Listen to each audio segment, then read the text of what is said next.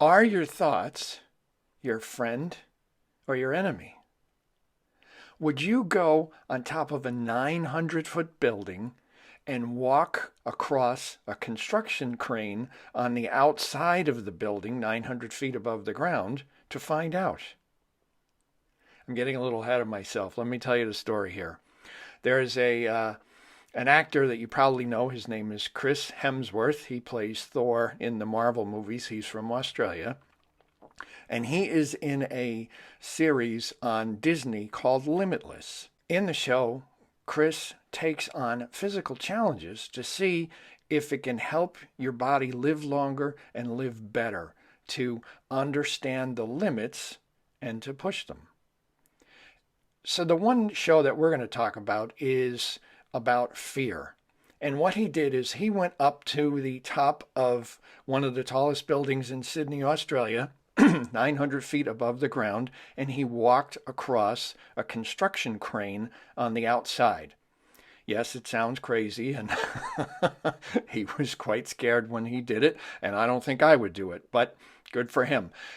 He had a coach, and he had someone help him do it, and the whole point of it was to explore mind over matter, to understand that fear is generated from thought. Can you control your thinking in the face of fear and focus in and overcome that fear? It was a daunting task for him, and he obviously did it. But the thing that I really want to point out here is he was terrified as he walked across, and he did it anyway. And then when he did it and turned around and walked back, because then he realized, okay, now I'm at the end of the crane, I have to walk back to the safety of the building.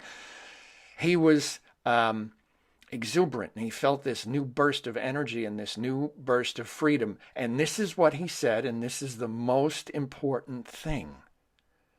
It's the stories that we tell ourselves that make the difference. And this is the part that I want to talk to you about. Are your thoughts your friend or your enemy?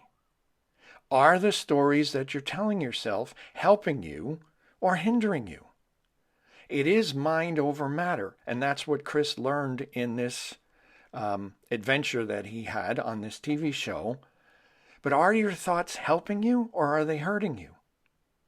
We have been programmed, trained, and taught to make our thoughts our enemy.